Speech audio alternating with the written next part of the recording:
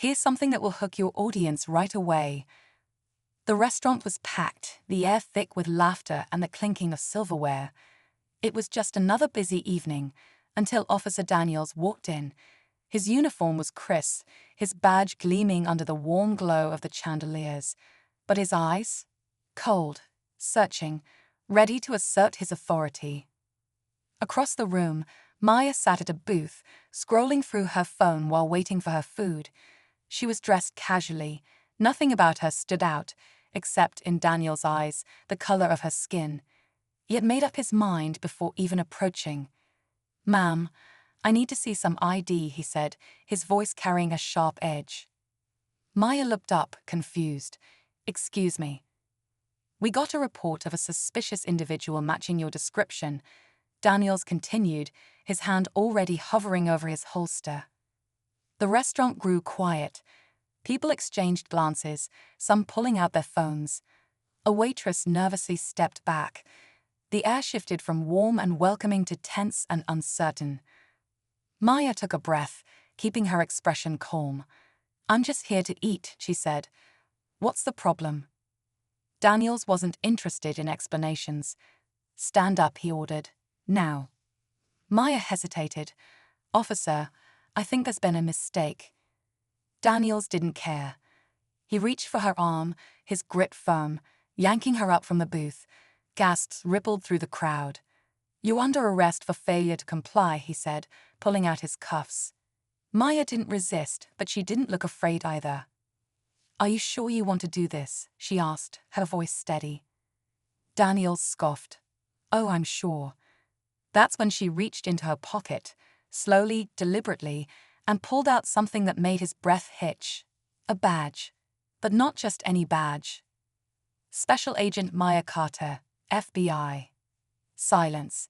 Thick, heavy, the restaurant frozen. Daniel's face went pale, his grip loosening on the cuffs. Maya tilted her head. "Now, do you want to explain why you just racially profiled a federal agent?" And just like that, the hunter became the hunted. What happens next? Stick around, because this is where the real story begins. Daniel's fingers twitched as he stared at the badge in Maya's hand. The small piece of metal might as well have been a grenade, ready to explode in his face. His mind scrambled for an explanation, for some way to regain control, but the weight of 100 eyes watching him made it impossible to think straight. Maya didn't move, didn't flinch. She just held his gaze, calm but unyielding. The way she stood, shoulders back, chin up, made it clear she wasn't just any federal agent. She was someone who had been in situations far worse than this, and unlike him, she didn't need a uniform to command authority. The restaurant remained eerily quiet. Someone whispered, "Oh, he messed up." Another person, phone in hand, murmured, "This is going viral." Daniel's jaw tightened. His chest felt heavy, like he had walked into a trap without realizing it. "I asked you a question, officer," Maya said, breaking the silence.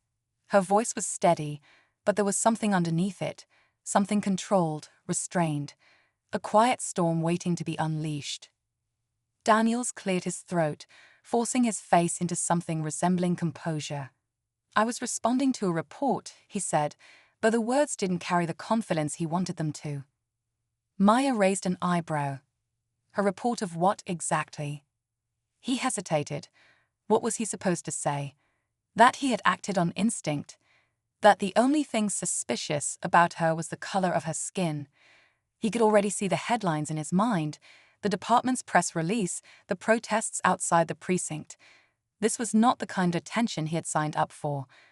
Maya glanced around the room. "Did anyone here see me do anything suspicious?" she asked the crowd. Murmurs spread, shaking heads.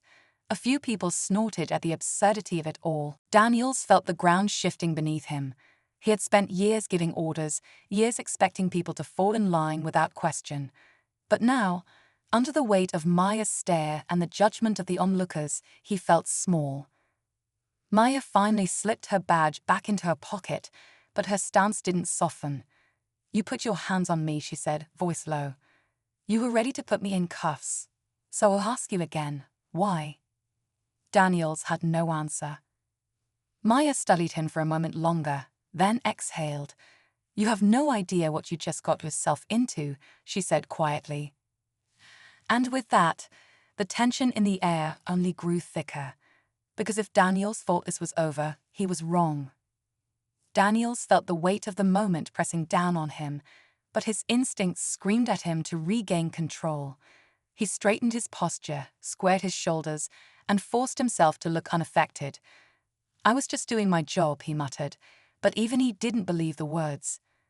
Maya studied him for a second longer, her expression unreadable. Then, without another word, she turned and reached for her bag. The moment should have been over. She could have just walked away, but something in Daniels snapped. Wait, he said, louder than necessary. His voice cut through the hushed whispers around the restaurant. You can't just flash a badge and act like you were above the law. Maya froze mid-motion, then slowly looked over her shoulder. The way she turned, controlled, deliberate, made it clear she wasn't someone who could be intimidated. The restaurant was dead silent again, everyone waiting to see what would happen next. I don't act like I'm above the law, she said, her voice cool. I enforce it. Daniels clenched his jaw. He could feel his authority slipping away, and that feeling was unfamiliar, uncomfortable. He had spent years walking into rooms knowing people would listen to him, obey him. But now, the power dynamic had shifted. Then, another voice entered the mix. Excuse me, officer. A woman in a dark blazer stepped forward from the other side of the restaurant. She had been sitting quietly, but now there was something sharp in her eyes. She pulled out a phone and hit a button. A recording started playing, Daniel's voice, the exact words he had used just moments ago. We got a report of a suspicious individual matching your description.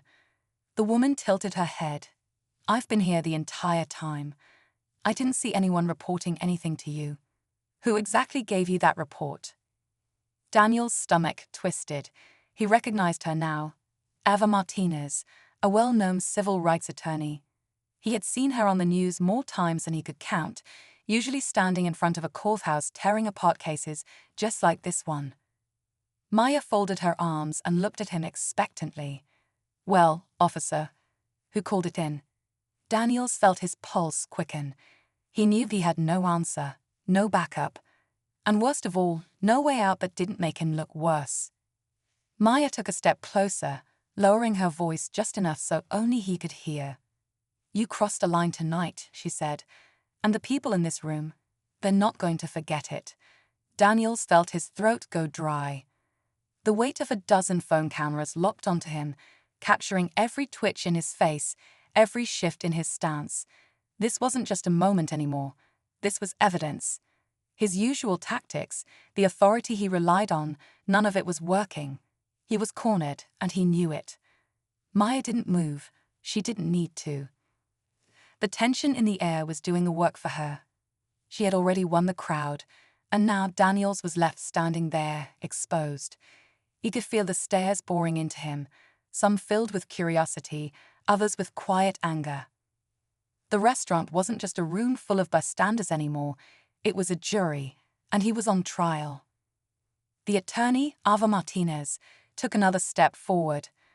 Officer, I suggest you start thinking very carefully about your next move. Her tone was steady, almost too calm, like she had been in situations like this before and already knew how they ended. Daniels gritted his teeth. You don't know the full story, he shot back. Maya raised an eyebrow. Then tell us. His fingers flexed at his sides. He wanted to speak, to regain some kind of control, but what could he say? That he had made an assumption. That he had let his bias guide him. That he had no real justification for pulling out those handcuffs. A voice crackled over his radio. Daniels, status update. He hesitated before pressing the button. Situation under control, he said, but even as he spoke, he knew it was a lie. This situation was anything but under control. Then, the door to the restaurant swung open. Another officer stepped inside, his uniform crisp, his expression unreadable. Daniels felt a brief flicker of hope. Back up. Maybe he could salvage this. But then the officer's eyes landed on Maya, and his entire posture changed. Recognition. A flash of something. Was it respect? Was it fear? Crossed his face. He didn't ask questions, didn't assess the scene like Daniels had hoped. Instead, he walked straight to Maya and lowered his voice. "Agent Carter," he said carefully, "is everything all right?" Daniels' stomach dropped. Maya didn't look away from Daniels as she answered, "That depends." Her voice was still calm, but now there was something sharp in it. A quiet challenge. Is Officer Daniels here acting under department orders, or is this his own personal judgment call? The new officer's jaw tightened. He glanced at Daniels, then back at Maya. "I'll need a moment to sort that out." Daniels could feel it slipping. Everything. His career, his reputation, the authority he had always assumed was unshakable. And for the first time that night, real fear crept in, because this wasn't just a bad call anymore. This was about to become something much bigger. Daniels could feel the room closing in on him. His pulse pounded in his ears, his thoughts racing for a way out. The presence of another officer should have given him some kind of lifeline, but instead, it felt like a noose tightening around his neck. Maya hadn't moved, but something in her expression shifted, like she already knew where this was heading. The new officer, Sergeant Mills, looked between the two of them, piecing things together. He didn't ask Daniels for his side of the story. Instead, he turned to Maya with quiet respect. "Agent Carter, do you want to take this outside?" he asked, his voice measured. Daniels' stomach dropped. Mills wasn't treating this like a routine incident. He was treating it like something bigger, something internal. And Daniels wasn't prepared for that. Maya tilted her head slightly. "I think we should all step outside." The tension in the restaurant deepened. The onlookers, still holding their phones, whispered among themselves, waiting for the next move. Daniels could feel the weight of their stares. Then, just as Mills turned toward the door, another voice rang out. "Wait." Everyone turned. A man near the back of the restaurant stood up. His face was unfamiliar, his posture too relaxed for someone caught in this kind of moment. He wasn't just another bystander. Daniel's heart pounded as the man slowly walked forward, his hands in the pockets of his dark jacket. His eyes locked onto Maya first, then flicked to Mills. Finally, they landed on Daniels, and something in his expression shifted. "Agent Carter," the man said, his tone almost amused. "Didn't expect to run into you tonight." Maya stiffened. It was subtle, barely noticeable, but Daniels saw it, and that told him everything. Maya knew this man. Sergeant Mills stepped forward. "Who are you?" The man smiled, but it didn't reach his eyes. "Just someone passing through," he said casually, but his gaze didn't waver from Maya's. "Though it looks like I got here just in time." Maya exhaled slowly, like she was putting pieces together in real time. "What are you doing here?" she asked, her voice quieter now, more cautious. The man chuckled. "Maybe I'm asking the same about you." Daniels looked between them, confusion twisting in his gut. He had started this night thinking he was in control, that he was the one making the calls. But now he was caught in something much bigger than himself, something he didn't understand. Maya glanced at Mills. "We're definitely taking this outside." The man grinned. "I'll join you." And just like that, the situation had shifted again. Whatever was happening here, it wasn't just about Daniels anymore. And for the first time, he realized he might not be the biggest problem in the room. Outside, the air was thick with tension. The parking lot was dimly lit, the occasional headlights casting long shadows as cars passed by. Maya stood with her arms crossed, eyes locked on the man who had just turned the entire situation upside down. Daniels and Mills flanked her, their expressions unreadable. The man smirked, tilting his head slightly. "You always did have a way of finding trouble, Agent Carter." Maya's jaw tightened. "Funny, I was about to say the same thing about you." Daniels was still trying to piece together what was happening. He had spent the last hour feeling like the biggest target in the room, but now it was clear there was something else at play, something he wasn't a part of. Mills stepped forward, his stance firm. "You need to explain who you are and why you're here." The man let out a low chuckle. "You're asking the wrong question, Sergeant. The real question is, who tipped off your officer here?" He nodded toward Daniels. "Because I can guarantee it wasn't some random restaurant complaint." Daniels felt a chill run down his spine. "What are you talking about?" Maya exhaled sharply. "Daniels, I think you were set up." Daniels blinked. "What?" Maya turned fully to face him now, her voice steady. "Someone fed you bad information. They wanted you to react. They wanted this moment to happen." Daniels shook his head. "No, that doesn't make sense. Why would anyone do that?" The man in the dark jacket took a slow step forward, his smile fading. "To cause a distraction." Maya's eyes widened just slightly, enough for Daniels to see the realization hit her. She turned sharply toward Mills. "Call it in. Now." Mills didn't hesitate. He reached for his radio, speaking quickly into it, but Daniels barely heard what he was saying. His mind was still racing. A distraction. His stomach dropped. While he had been in the restaurant, wrapped up in a situation that should have never escalated, what had been happening elsewhere? Maya's phone buzzed in her pocket. She pulled it out, glanced at the screen, and her face went completely still. Then she looked at the man in the jacket. What did they take? Daniel's breath caught. Take. The man sighed. More than they should have. Maya clenched her jaw, slipping her phone back into her pocket. "We need to go. Now." Daniels had no idea what was going on anymore, but one thing was clear. The real problem wasn't what had happened in that restaurant. It was what had been happening while they were too distracted to stop it. Maya didn't waste another second. She turned on her heel and strode toward her car, pulling her keys from her pocket. Mills followed, already on his radio, his voice tense as he called in more units. Daniels stood frozen for a moment, the weight of everything crashing down on him. The arrest, the confrontation, the realization that he had been played. None of it had happened by accident. He had been used. The man in the dark jacket gave him one last look, something unreadable in his eyes. "Tough night, huh?" he muttered before following Maya. Daniels exhaled sharply and ran a hand through his hair. He didn't know what had been stolen, didn't know who was behind it, but one thing was clear. While he had been too focused on proving himself right, something much bigger had slipped right past him. The parking lot was suddenly flooded with blue and red lights as more patrol cars arrived. Officers jumped out, confusion on their faces, waiting for orders.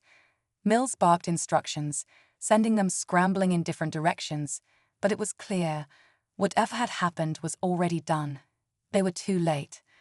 Maya opened her car door, pausing just before getting in. She looked back at Daniels, her expression unreadable. "You let your assumptions get the best of you tonight," she said, "and someone took advantage of that." Daniels swallowed hard. He wanted to argue, to defend himself, but he couldn't. She was right. Maya shook her head slightly, then got into her car and sped off, taillights disappearing into the night. Mills gave Daniels one last glance before doing the same. Daniels stood there for a long time, watching the chaos around him. He had walked into that restaurant thinking he had control. Now he wasn't sure of anything. As the last of the police units pulled away, Daniels finally turned and walked toward his own car. He wasn't sure what came next, but one thing was clear. Tonight had changed everything. Daniels swallowed hard, but he had a sinking feeling she was right. And the worst part, this was far from over.